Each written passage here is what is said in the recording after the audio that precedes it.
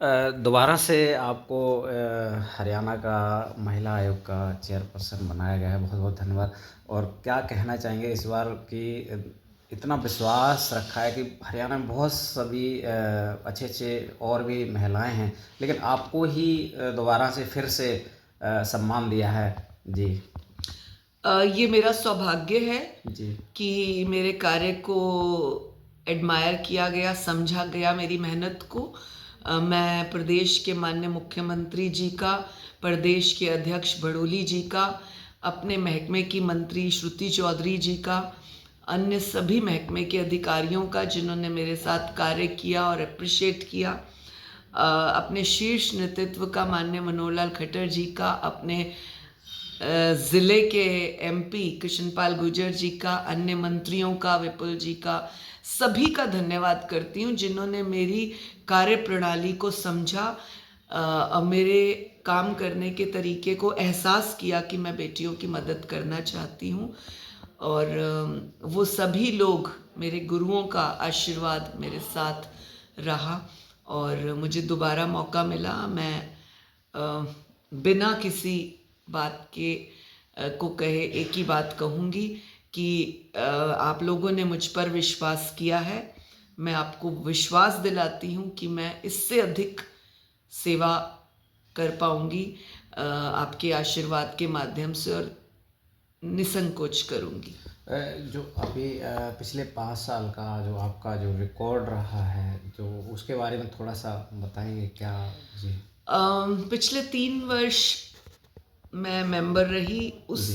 मतलब पिछले 3 वर्ष मैं चेयरपर्सन रही, जी। उससे पिछले 3 वर्ष मैं मेंबर कमीशन की रही। जी। अपने 6 वर्ष के अनुभव में मैं बताना चाहती हूँ कि बहुत छोटी-छोटी बातों पर केसेस हैं, नासमझी के केसेस हैं, और जो मैंने इन 4-5 वर्षों में अनुभव किया था, जी। ख़ास तौर से पहले 3 वर्षों के मेंबर्स के तौर पर, उसका मैंने जो है निवारण चेयरपर्सन बनते ही शुरू कर दिया कि एक पर्टिकुलर एज की बेटियां जी।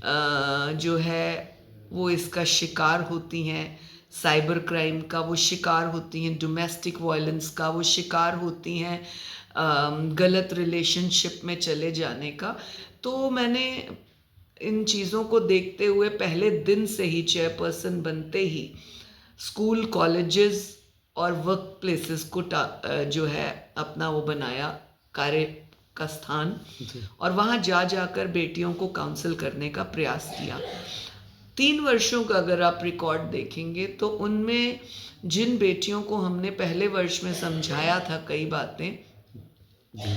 अगर उनके साथ कहीं दिक्कत भी आई है तो उन्होंने हमें कॉल किया और तुरंत प्रभाव से हमने भी उसका निवारण किया, और वो स्वयं भी उस चीज़ को हैंडल कर पाई। आप तो उनके साथ पूरी मददगार एक बहन की हम तौर उनका पे, एक सपोर्ट रहे, बड़े तो के तौर पे रहे। वो जी। हैंडल कर पाती हैं, वो जी। खुद अपनी प्रॉब्लम का निवारण करने की अब क्षमता रखती हैं, इस जी। बात का हमें गर्व है।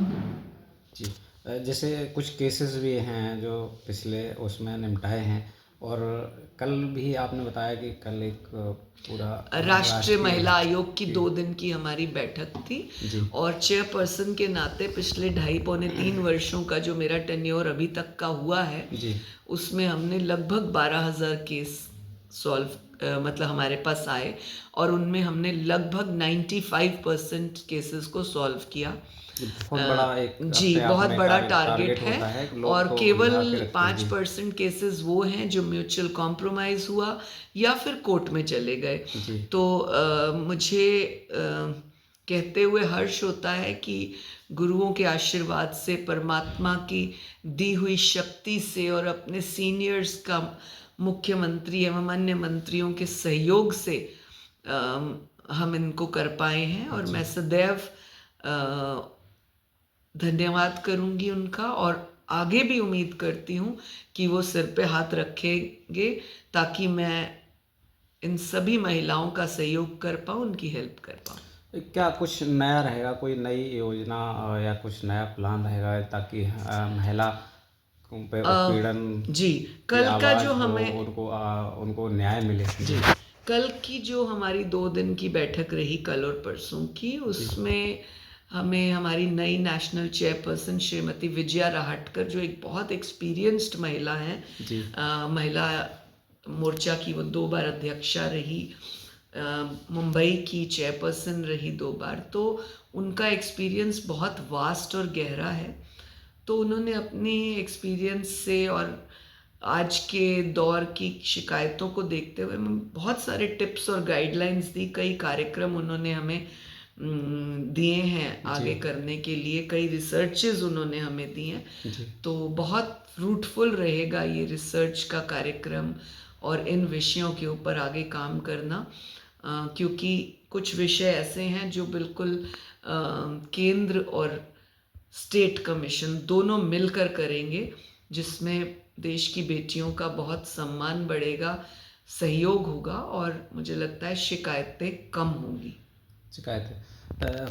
हरियाणा की जो महिलाएं हैं और भी पुरुष हैं, उनके लिए क्या मैसेज देना चाहेंगे? एक ही मैसेज कि अगर आप अपने जीवन को सफल बनाना चाहते हैं, अगर आप अपने संबंधों को सफल बनाना चाहते हैं, तो एटीट्यूड से हटना होगा। आपको अपना एमबीए परिवार संयोजन में लगाना पड़ेगा। परिवार को कैसे संयोजित करें, इसकी मास्टरी आपको करनी होगी, क्योंकि परमात्मा ने ही जैसे हर एक को अलग अलग शक्ल का बनाया है, उसी प्रकार से अलग अलग स्वभाव का बनाया है।